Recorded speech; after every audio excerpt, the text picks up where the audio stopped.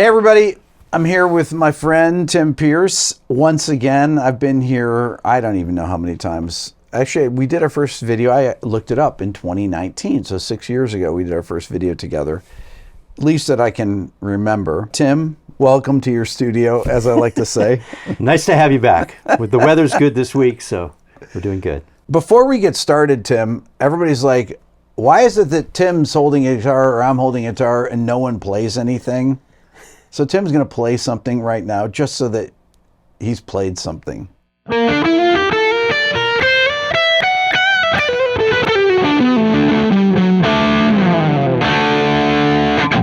And just really quickly, Tim, what guitar are you playing? This is a unique guitar. This is worth talking about, and we will a little bit later. Paul Reed Smith has designed a guitar without a truss rod, which very few guitars these days don't have a truss rod, but he was kind of shocked by how much sustain it has and how many harmonics it creates. And I have to agree, this is going to be something really, really cool. Tim sent me a video on his phone of holding a chord, and then you could hear those just upper harmonics just lasting really long. And you're playing through a Marshall Super Bass. Yeah, it's a 69 Super Bass that I had in storage for a long time. For some strange reason. Yeah.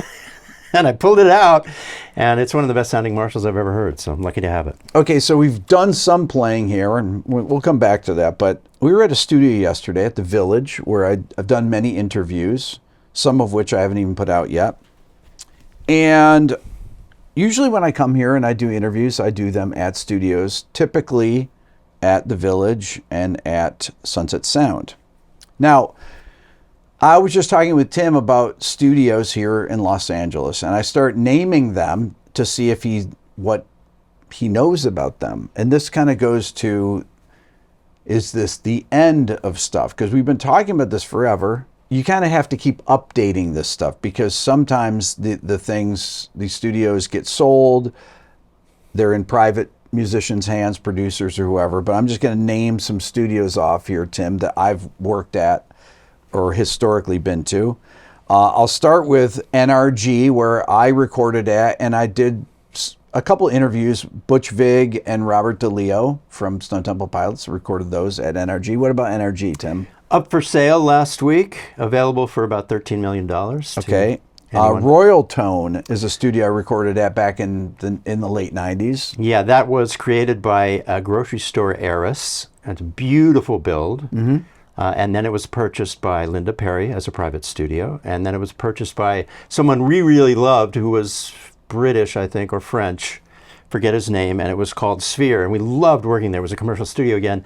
And then it was bought by Stevie Wonder not too long ago. It's kind of secret, but he owns it now. Okay, Conway is open. It's open. And a great studio. Yeah, and I heard that The Weeknd booked it out for like 8 months. So what you have in a situation like that is superstars with unlimited money, and they do have unlimited money. Yep. They like to camp out there and create. So in a sense, it's not really open for business when they do these things. There you go. Right? Ocean Way.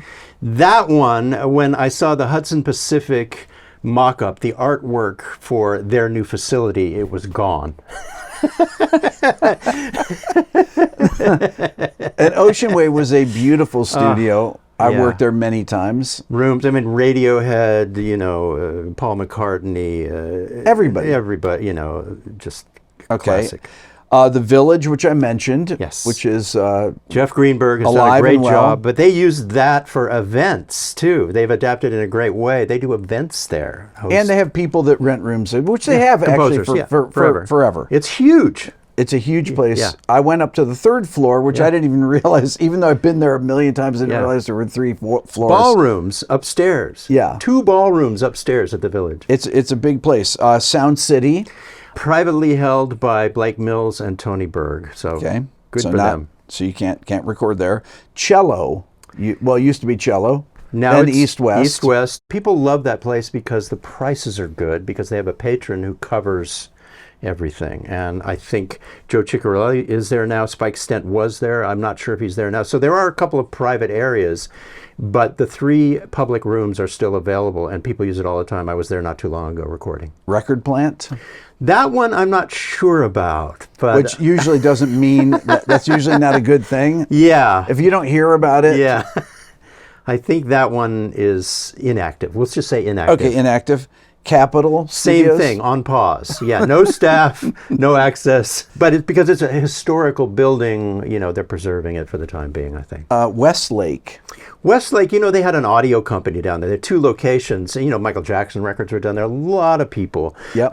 One on Santa Monica and one on Beverly. I literally don't hear about them at all anymore. So somebody tell us. So we don't know. Yeah. These are the ones that I could think of right off the top of my head, places that I've been to many times over the years. I've been coming to Los Angeles for 40 years. Well, and you didn't mention Henson, did you? I didn't mention Henson. So John Mayer and McGee bought that recently, and they're going to have a lot of fun with it. So it's a privately held production palace for 2 people now. So out of this list, there's about 4 or 5 that are privately held now that are producers. And this is kind of a trend that you'll see, not necessarily in Atlanta. When I think of Atlanta, when I first moved there was Tree Sound, which is still there. And there was Southern Tracks, that many big records, Brendan O'Brien worked there, and pretty much every big record from 1989 to the big rock records, it had something done there, from Pearl Jam and Stone Temple Pilots and Soundgarden, and I mean everything that Brendan worked on, King's X, all these great records. And that was torn down probably 5 years ago or so. Most of the studios in Atlanta are gone.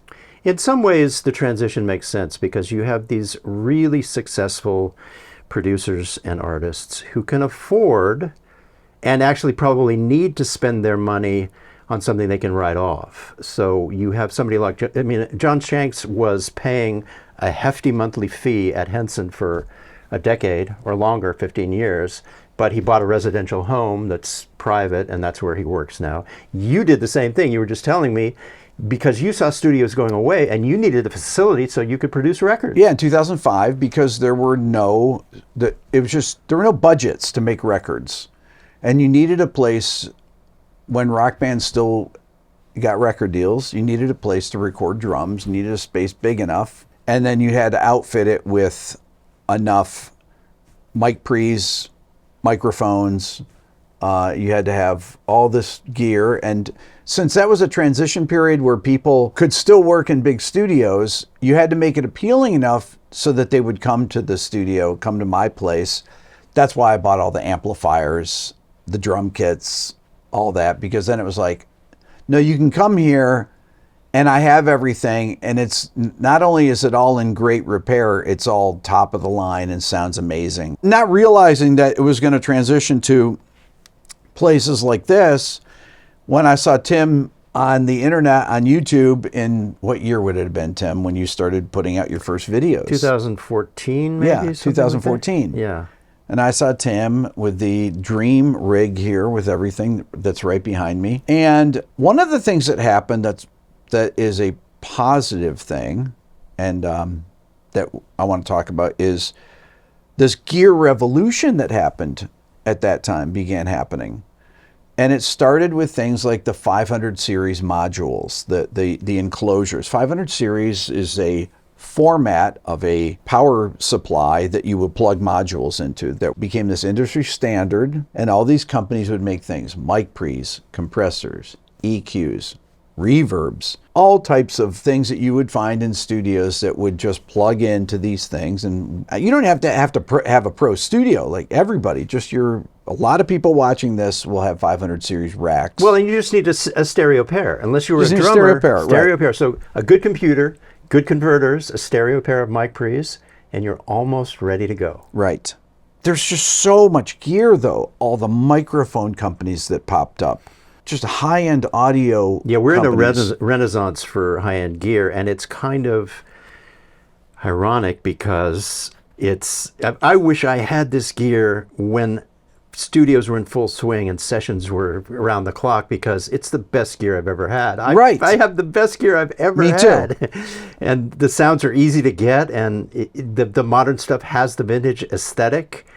And the technology is getting better all the time. And for guitar, it's just the best of times. It really is. So that's good. Right now, we have the best gear available to anyone. I mean, some of it's really expensive, but some of it is not expensive. Yeah. The best gear that there's ever been as good as any of the studios, minus the big rooms, as good as any of the studios. And, you know, when you go into a studio, how many times do you have it where, oh, that mic pre doesn't work, let's the channel, oh no, we have to pull that out. And so, I mean, this stuff used to happen all the time. I heard somebody say the hardest thing in a big studio is to pull up a fader and get a sound. And that's true. That was one of the things that you go to the nicest studios and you'd have channels on the console that wouldn't work. Yeah. Oh, don't use that one. Don't use this one. Oh, go to channel 3. That works. Well, we're gonna have a stereo pair. We use 7 and 8. Those two work that are next to each other for the overheads or whatever. Well, and I saw it happen in New York in the 90s because of real estate and the expense of just living there. The studio business began to go away. And I used to work at the power station when it was a for-hire studio to the public, and at the record plant there too.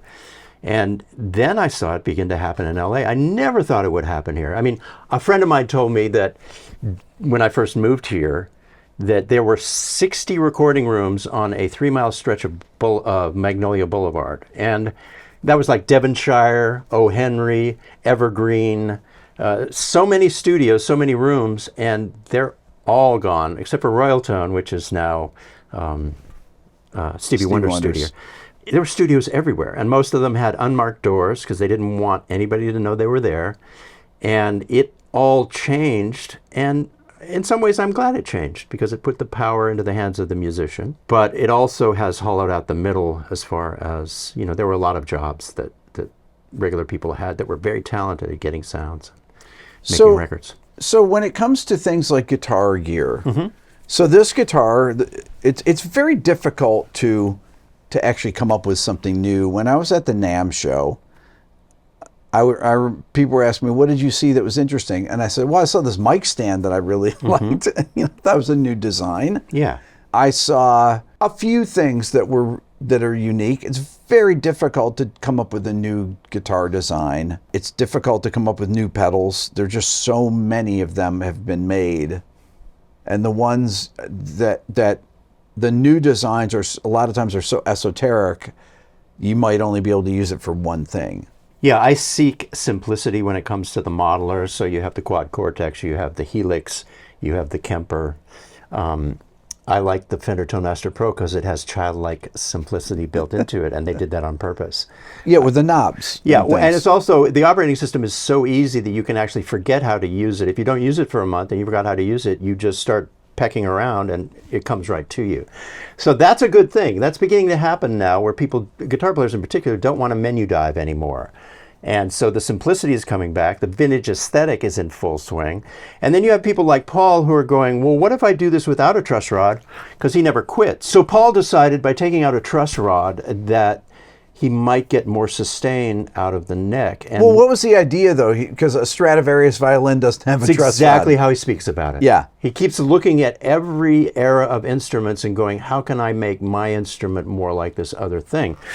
And I was dreading it because he told me about it and I thought, I can't have a guitar without a truss rod. The first thing I do is put on lighter strings and adjust the truss rod and make the action perfect. Tim, you adjust truss rods all the time. All the time. I keep the thing off usually. There's no thing here. Right. I keep the thing off because I'm always adjusting it, but I got this. I did my thing to it, lighter strings, lowered the action, and it held. No fret buzz, no nothing.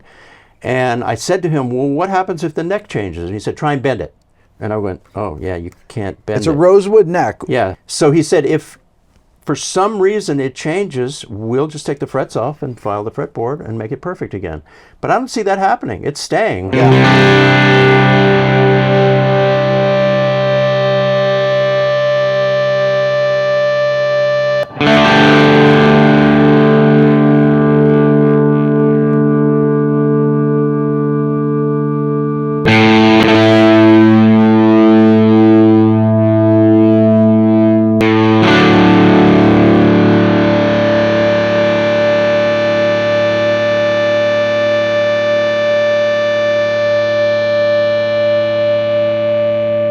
Now, any guitar will do that if you get close to the speaker, but this one in particular does have an extra percentage of harmonics that will grow after the sound. It's almost like the notes have a second life.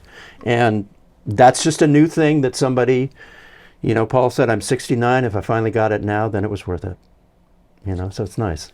So talk about adapting and how both you and I, we're not young guys. We have both adapted. Absolutely. We started our Yeah. YouTube channels in our 50s. Yeah. And talk about that, Well, what I tell kids now is that maybe you're best off doing music and music, which means you have a way of making money. If you can be crafty about it and do something that doesn't take 40 hours a week, then you have more time for music.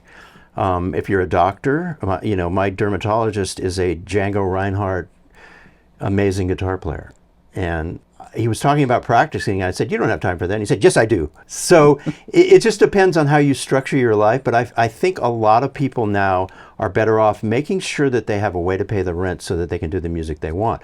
Now, if you're a kid and you're ambitious, you can get into the system. You can do TikTok to promote yourself. absolutely. Get the bidding war. People can still become big stars. Absolutely. Definitely. But it takes a kind of ambition that I never quite had. I just wanted to fit in and be a player and play songs and back up artists and have fun and, you know. But if you're ambitious to the point of wanting to be a superstar, then the world is your oyster and you can use the system to get there still. As I always say, someone's got to be successful. Someone's got to make it in the business, right? So why can't it be you? Why can't it be you? That's true. The other thing that people don't realize is persistence and tenacity count for everything. If you're willing to work at something without reward for 2 to 4 years, it's pretty amazing what can happen. I even heard it said, keep losing until you win.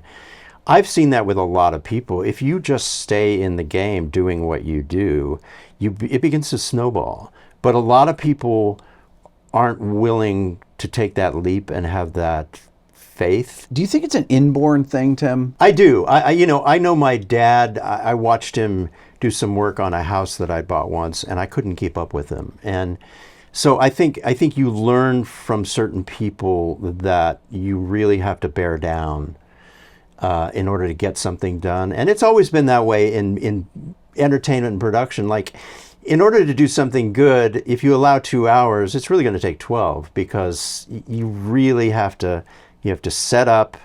And if you want it to be good, sometimes it's not good for the first 6 hours. Music's always been like that. It's like you just sit there and keep pushing until you cross that threshold where it becomes something worthwhile. When my dad retired, we went to his retirement dinner. It was in 1979. And I remember him getting an award for, he didn't miss a day for 25 years. And then in his 42 years of working, he only missed like 6 days. I remember that story. And it blew my mind. And I always remember my dad. I never remember my dad ever being home, taking a day off. Never. Okay, so I tell people now, I'm still a 7-day-a-week worker, and that is the absolute truth. In my session world, it was long hours, 5 days a week, and then I would try and concentrate on my marriage and my family on the weekend, but I always worked Saturday and Sunday too to do the overflow. So I had a 7-day schedule that was long hours for many years. I didn't take a vacation for 12 years. Now I work 7 days a week, short hours, because that's how I want my life to be. And I'm able to do that just because I've achieved some independence from the system or whatever. I have my own system that allows me to do, I have to exercise and I have to, but I'm proud of the fact that I still am a 7-day worker. And now I've started to tell people that again, because people need to know that for certain things, you need to work that hard. But Tim, it's not anything that you have to try to do, though. Let's be honest, because no, I work longer hours. 7 When I days a say, week. "Oh yeah, I work 100 hours a week," and I just say it matter of factly like that, it's just because I have this obsessive thing that I've always been like this. I was like this as a kid. I've seen you posting at dinner when you're in front of me and doing your thing, getting stuff done. In the cracks. Yeah. And whenever I have a few minutes, but I'm always thinking about stuff because I just always have ideas running through my head. I always want to learn stuff and I want to share things that I've learned, and that's and this platform, YouTube, is it's the best place to do this, really. It is. I mean, that is the great thing. With the death of one system, we have the birth of another system that has made me, frankly, much happier than I ever was in my life. And I think a lot of people can say that. I mean, we are our own self-publishers. Yes. And we control our time, and we can say no. I mean, they always say that the entrepreneurs, the inspirators, the people that try and teach you how to make it in the world say it's all about saying no. And we have the ability to say no now, and it's a wonderful thing. But I don't know that people realize how hard musicians work first. Musicians tend to work a double shift, partly because they love what they do, but it also kind of requires that. And I don't know if people realize that you really have to work that hard in order to do something artistically or creatively.